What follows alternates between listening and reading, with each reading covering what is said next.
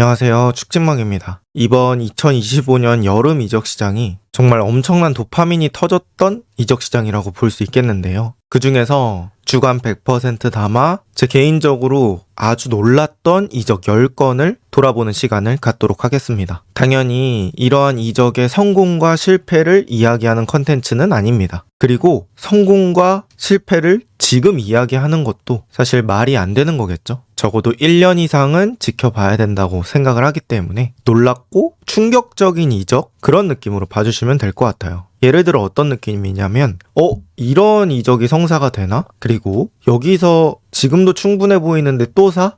이런 이적들이죠. 일단 여러 리그 간 이적이 있겠지만 아무래도 이번 이적 시장에서 프리미어 리그가 정말 압도적인 선수 영입력을 보여줬기 때문에 프리미어리그 팀과 관련된 이적을 중심으로 10건 선정해봤습니다. 자, 그럼 시작해보도록 하겠습니다. 먼저 비르츠입니다. 비르츠가 레버쿠젠에서 리버풀로 향했고요. 지금부터 말씀드리는 이적료는 제가 보시기 편하게 다 유로 기준으로 맞춰놨고요.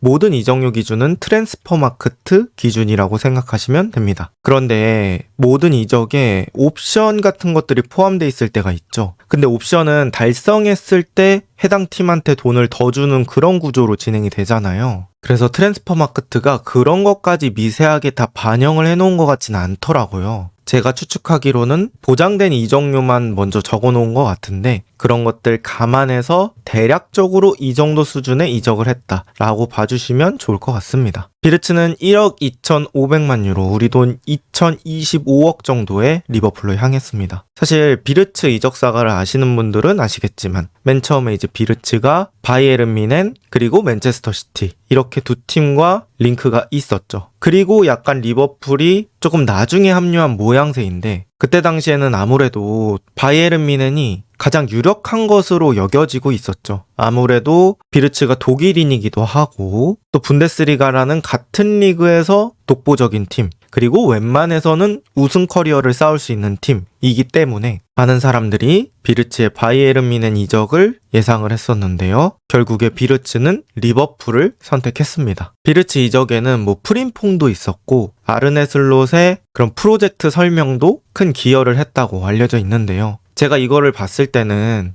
클롭이 리버풀의 위상을 많이 올려놨구나 라는 생각이 있습니다. 사실 수아레즈가 나가고 그 이후 시기에는 조금 힘든 시간을 거치면서 리버풀이 우승권과는 좀 많이 멀었던 그런 시기가 좀 있었잖아요. 그리고 클롭이 처음 들어왔을 때 리버풀의 스쿼드도 과거 리버풀의 명성만큼의 스쿼드가 좀 아니어서 어떻게 보면 약해 보일 때도 있었는데요. 클롭이 오면서 굵직한 우승 트로피들을 다 들었고 거기에 이제 아르네 슬롯이라는 감독이 그 바톤을 잘 이어받아서 리그 우승까지 하면서 리버풀의 위상이 많이 올라갔다는 것이 체감됩니다. 그리고 저는 개인적으로 또 놀랐던 게 리버풀의 상징과도 같던 선수 중에 한 명, 아놀드가 레알 마드리드로 거의 자유계약 비슷하게 빠져나가면서 이 이적 시장에서의 분위기가 그렇게 좋지는 않을 수도 있겠다라고 생각을 했는데 바로 비르츠라는 빅 사이닝이 생기면서 저는 그 충격이 배가 됐던 것 같습니다. 그리고 이 10가지의 사건 중에 제가 개인적으로 이번 이적 사가에서 가장 충격적으로 생각하는 이적이 이 비르츠의 리버풀 이적이라고 볼 수 있을 것 같습니다. 사람마다 다를 수 있겠지만 저는 레알 마드리드에 있던 외질이 아스날로 옮겨갔을 때 그 정도 느낌을 받았던 것 같습니다. 어쨌든 매우 충격적인 이적이었다고 볼 수 있고요. 그 다음 2연타가 터집니다. 바로 이삭이 뉴캐슬에서 리버풀로 향하는 건데요. 1억 4,500만 유로, 우리 돈으로 2,348억 정도의 리버풀로 이적했습니다. 사실 이삭의 오피셜은 이적 시장 거의 막판에 뜨긴 했지만 그 전부터 아주 사가가 복잡하게 진행이 됐었죠. 어쨌든 충격을 받았던 시기는 비르츠, 에키티케 이적에 이어서 이삭 얘기까지 쫙 나왔기 때문에 그 충격이 배가 됐던 것 같습니다. 일단 뉴캐슬에서 이삭의 입지를 한번 생각해 봐야겠죠. 뉴캐슬이 챔피언스 리그도 가고 70년 만에 그것도 리버풀을 꺾으면서 리그컵 우승으로 이제 다시 한번 막 치고 올라가야 되는 시점에서 이삭과 리버풀의 링크가 나기 시작합니다. 그런데 이삭은 그전에도 꾸준히 빅클럽들의 관심을 받아왔지만 뉴캐슬이 계속 안 판다는 기조를 유지해 왔었죠. 그리고 이제 리버풀의 상황에서 보면 리버풀이 비르츠, 프림퐁, 케르케즈까지 영입한 상황에서 여기서 또 추가로 데려온다는 거야? 이런 생각이 들었습니다. 그리고 비르츠, 이삭 뭐 둘 다 리버풀에 갈 수는 있겠죠. 그런데 이 이적이 그러니까 유로로 따졌을 때는 1억 유로가 넘는 규모의 이적이 똑같은 이적 시장에서 발생한다는 게 저는 개인적으로 되게 충격이었고요. 심지어 에키티케라는 선수한테도 1,500억, 다른 팀으로 따졌을 때는 엄청난 빅사이닝인데도 불구하고 더 큰 이적들이 있었던 거죠. 그래서 저 개인적으로는 비르츠에 이어서 이삭이 리버풀로 간 거 2연타로 충격적이었습니다. 그리고 리버풀의 위상을 체감함과 동시에 또 리버풀이 돈을 그동안 잘 벌어놨구나. 이 원기옥을 터트릴 만큼의 상황을 잘 만들어놨구나. 뭐 이런 것들에 되게 놀랐고요. 제가 뭐 축구를 오래 본 건 아니지만 제 눈으로 직접 본 리버풀의 이적 시장 중에서는 가장 화끈한 이적 시장이 이번 시즌이 아니었을까 그렇게 생각을 합니다. 어쨌든 이렇게 두 가지 충격적인 사건이 또 리버풀에서 일어났습니다. 그 다음 세 번째는 사비 시몬스가 라이프치히에서 토트넘으로 이적한 사건입니다. 6,500만 유로, 우리 돈 1,052억 정도라고 합니다.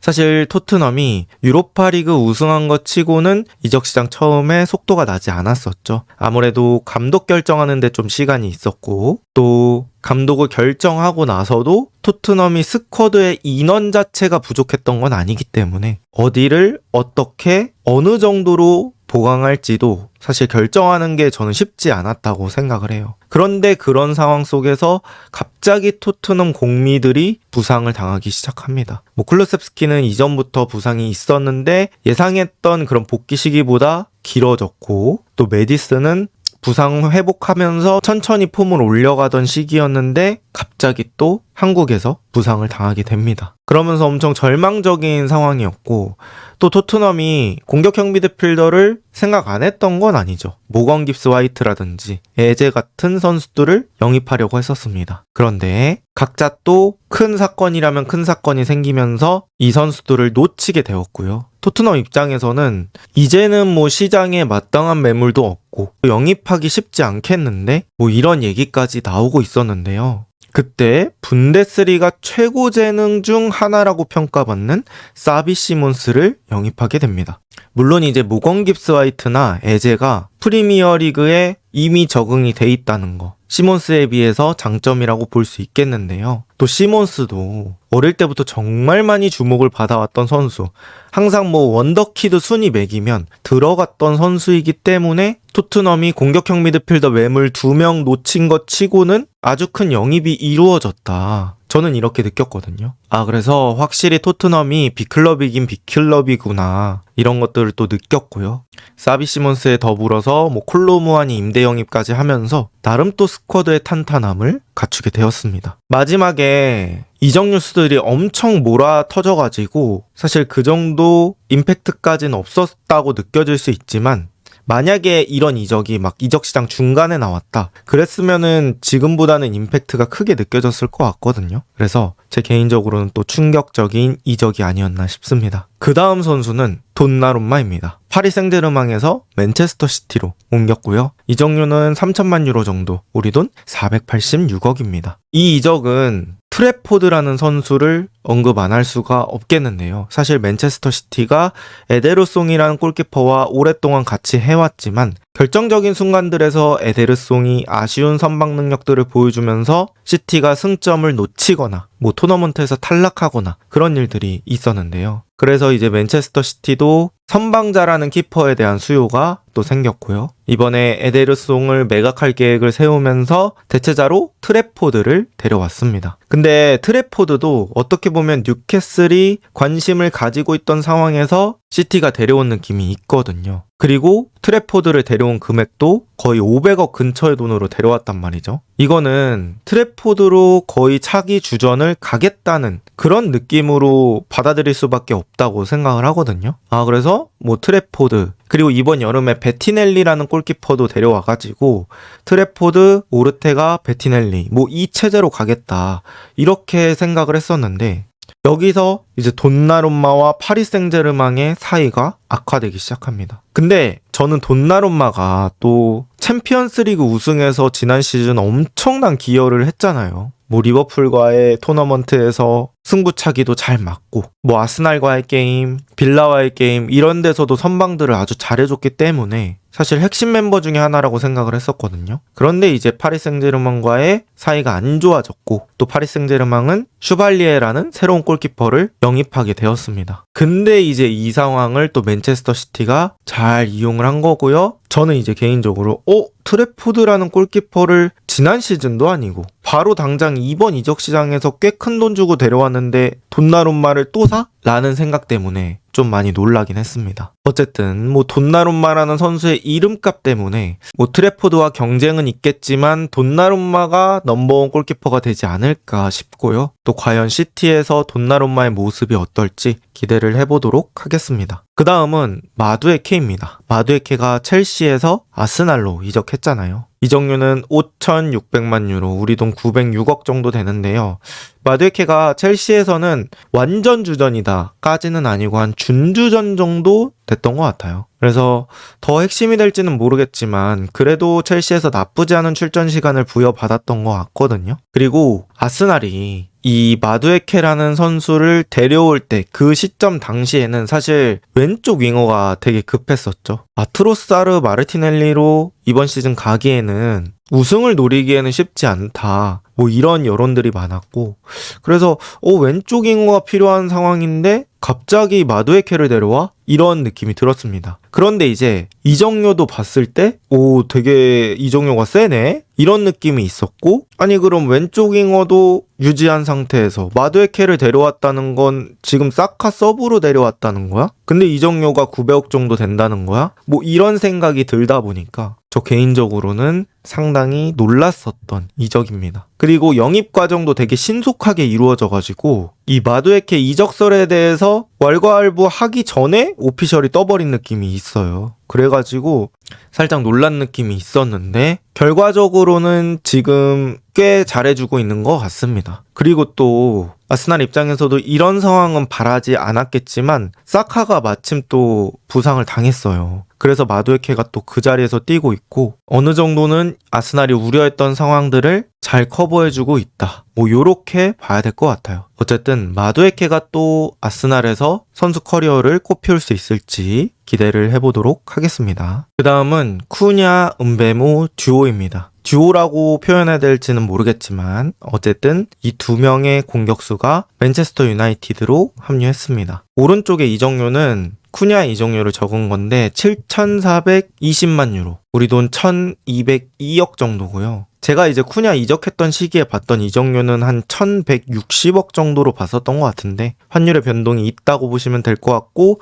은베모도 거의 쿠냐 수준에서 이적했다고 보시면 됩니다. 어쨌든 이제 맨유가 유로파 결승 이후에 되게 침체가 많이 되어 있었던 분위기가 있었죠. 그리고 또 맨유에게는 나이도 어느 정도 적절하고, 그리고 공격적인 자원들, 뭐 안토니, 산초, 가르나초, 레시포드 이런 선수들이 있었지만 모두 잉여 자원이 되면서 맨유는 이 공격진에 대한 숫자가 좀 부족한 상황이었습니다. 그런 상황에 리그 순위도 좋지 않았죠. 유로파도 우승 못하다 보니까 정말 최악의 시즌 중에 하나가 됐었는데요. 이제 맨유 계속해서 암흑기로 내려가는 거 아니냐라는 걱정과는 다르게 이적 시장 시작하자마자 쿠냐를 영입했습니다. 그리고 얼마 지나지 않아서 은베모의 맨유행이 언급되기 시작합니다. 그러니까 은베모의 오피셜은 좀 시간이 지나서 나왔지만 쿠냐 영입하고 나서 이야기 자체는 거의 바로 나왔던 것 같아요. 그러면서 이제 맨유 팬분들은 이게 무슨 일이냐. 지금 쿠냐도 쿠냐인데 은베모까지 온다는 게 공격진 정말 좋아지겠는데? 뭐 이런 상황들이었죠. 그리고 맨유가 지난 시즌 좋지 않았던 상황들을 생각했을 때는 리그 베스트급 2명은 상당히 놀라운 성과라고 볼 수 있겠습니다. 그리고 여기서 멈추지 않았죠. 세슈코까지 영입하면서 3톱 모두가 바뀌게 됐고요. 결국에는 이제 맨유의 3톱이 뭐 호일룬, 가르나초, 아마드에서 세슈코, 쿠냐, 은베모로 한 시즌 만에 바뀌게 되었습니다. 그래도 이제 맨유가 확실히 브랜드 파워가 있구나. 또 아직까지는 많은 선수들이 오고 싶은 클럽이구나. 이런 것들을 체감할 수 있었던 이적이 아니었나 싶고요. 과연 이 선수들이 또 기대치만큼 해줄 수 있을지 기대를 해보도록 하겠습니다. 그 다음 이적은 그라니트 자카의 프리미어리그 리턴입니다. 레버쿠젠에서 썬덜랜드로 이적했고요. 이적료는 1,500만 유로, 우리 돈 242억 정도입니다. 자카가 불과 12개월 전만 해도 2024 발롱도르 후보에도 올라갈 만큼 좋은 활약을 보여줬던 선수죠. 그리고 레버쿠젠 무패 우승, 사비 알론소 감독이 정말 엄청난 업적을 만들었는데 그 레버쿠젠에서 핵심 멤버로 활약했습니다. 중원에서의 볼 배급이 정말 좋았고요. 또 그라니트 자카가 어느 정도 나이가 있긴 하지만 그럼에도 불구하고 1년 전에 발롱도르 후보에 언급됐던 선수가 프리미어리그의 승격팀으로 이적을 한다? 이거는 어느 정도 도전이라고 볼 수 있겠죠. 또 저는 이제 자카가 이적하는 과정에서 사실 레버쿠젠과 썬덜랜드 구단 간 합의도 합의지만 자카의 결정이 놀랍다고 느꼈습니다. 사실 레버쿠젠도 뭐 나이 많은 선수니까 이적료 받으면 괜찮겠지 이런 생각도 있었겠고, 또 썬덜랜드 입장에서는 당장의 전력을 강화하는 게 중요하니까 이 구단끼리의 생각은 어느 정도 이해가 갑니다. 근데 이제 자카의 결정이 저는 개인적으로 놀라웠고요. 자카가 이제 썬덜랜드로 합류하면서 얘기했던 게 지도자 생각이 있다고 밝히면서 이제 지도자 할 때도 고통과 연대의 순간이 도움될 것, 뭐 이런 식으로 인터뷰를 했더라고요. 그래서 자카가 어떻게 보면 생존 경쟁을 해야 되는 팀에서 또 새로운 경험을 원했던 것 같습니다. 그리고 이 경험이 제 미래에 큰 도움이 될 것으로 믿습니다. 뭐 이런 식으로 얘기한 걸 보면 자카의 도전 심리를 또 자극한 게 아닌가 싶습니다. 추후에 영상으로 다룰지는 모르겠지만 어쨌든 썬덜랜드도 엄청나게 선수를 많이 데려왔거든요. 그래서 또 그런 많은 이적 중에 중심과도 같은 선수가 아닐까 싶습니다. 그 다음은 인카피에입니다. 레버쿠젠에서 아스날로 향했고요. 5,200만 유로, 841억인데요. 일단은 이제 임대 형태로 영입이 됐고 아마 완전 영입이 되지 않을까 싶습니다. 아스날이 레프트백이 일단 2명이 있잖아요. 칼라피오리, 스켈리. 그리고 심지어 스켈리도 지난 시즌 뭐 챔피언스리그 단계나 뭐 맨시티전 같은 빅게임에서 되게 잘했기 때문에 충분히 주전으로 쓰여도 이상하지 않은 자원이고요. 거기에 또 칼라피오리까지 있다 보니까 레프트백이 되게 두껍단 말이죠. 근데 이제 그런 상황에서 아스날이 이적 시장 막판에 인카피에 영입을 추진합니다. 그리고 이제 진첸코와 키비오르를 막판에 결국 처리하면서 많은 상황들이 바뀌었죠. 진첸코와 키비오르를 인카피에로 바꾼 그런 느낌이 됐습니다. 근데 이제 아스날이 이번 이적 시장에서 돈을 적게 쓴 게 아니잖아요. 수비맨디, 요케레스, 뇌르고르, 모스케라 뭐 이런 선수들을 영입한 와중에 또 인카피에까지 추가 영입을 했고, 또 아스날이 생각보다 판매는 잘하는 팀이 아니어서 이 판매 수익이 그렇게 높진 않았어요. 그런데 이렇게 순지출을 많이 써도 되나 싶을 정도로 폭풍 영입을 했고요. 저기에 또 마두에케까지 있죠. 그러다 보니까 여기서 또 영입을 한다고? 이런 생각이 들었는데요. 또 아스날 구단 차원이 아니라 이 인카피에라는 선수 차원에서도 저는 상당히 놀라웠습니다. 칼라피오리, 스켈리, 마갈량이스, 그러니까 자신이 주전 경쟁해야 되는 선수를 이렇게 3명이라고 봤을 때는 되게 빡빡하단 말이죠. 특히나 뭐 마갈량이스는 거의 수비 라인의 대장 같은 선수니까 사실 큰 부상이 아닌 이상 밀어내기 또 쉽지 않을 거고, 레프트백으로 생각한다고 해도 2명을 밀어내야 되는 거니까 숫자적으로 쉽지 않습니다. 그런 상황에서 또 인카피에가 오케이를 한 것도 저는 개인적으로 놀라웠습니다. 그리고 이제 아스날이 이렇게 된 이상 수비진 8명은 정말 엄청난 뎁스를 갖추게 됐고요.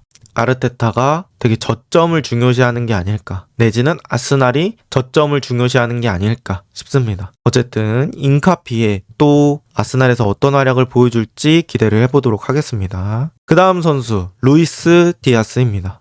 리버풀에서 바이에른 뮌헨으로 갔고요. 7천만 유로, 우리 돈 1133억 정도입니다. 사실 리버풀에서 24-25 시즌 많이 뛰긴 했지만 초핵심 자원까지는 아니었죠. 그리고 왼쪽 윙어에서 많이 뛰었다기보다는 가운데 제로톱 느낌으로 또 많이 뛰었기 때문에 출전 시간을 어느 정도 많이 보장받을 수 있었다고 생각을 하거든요. 그리고 이제 디아스가 나이가 28살이다 보니까 리버풀이 또 재계약을 망설이고 있던 타이밍, 그리고 그것과 더불어 또 디아스가 조타 관련해서 민심을 잃는 사건들이 발생합니다. 그리고 독일에서는 바이에른 뮌헨이 레프트윙에서 여러 선수를 접촉했지만 결국에는 이렇다 할 이적은 없었고요. 그런 상황에서 디아스와 뮌헨의 이야기가 생기기 시작합니다. 그리고 바이에른 뮌헨은 7천만 유로, 생각보다 많은 돈을 투자했고요. 여러분들도 아시겠지만 사실 루이스 디아스가 웬만한 팀 가서 무조건 주전 먹는 정도의 실력은 맞습니다. 뭐 전 세계적으로 디아스보다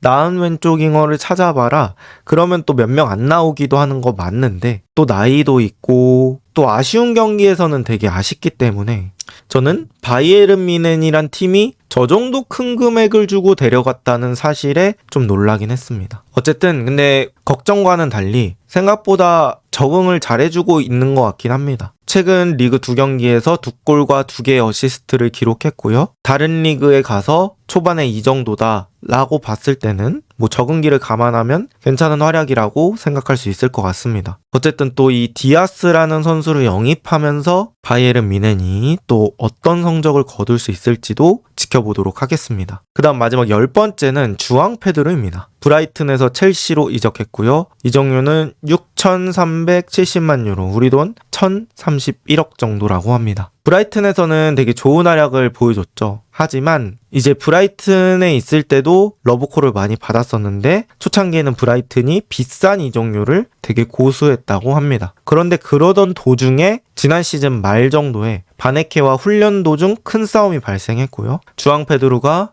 약간 징계성으로 명단에서 제외되는 일도 있었습니다. 뭐 그런 상황에서 브라이튼은 엄청난 이적료를 고수하지는 않게 바뀐 것 같고 이제 판매도 고려해보는 위치로 옮겨갔다고 생각을 하는데요. 그러면서 페드로는 뉴캐슬의 관심도 받고 첼시의 관심도 받았습니다. 그런데 저는 이제 첼시가 이미 델랍을 선점한 상황이었고 또 잭슨이라는 스트라이커가 있기 때문에 델랍 있고 잭슨까지 따졌을 때는 스트라이커 2명인데 여기서 주앙 페드로를 또 영입한다고? 이런 생각이 개인적으로 있었고요.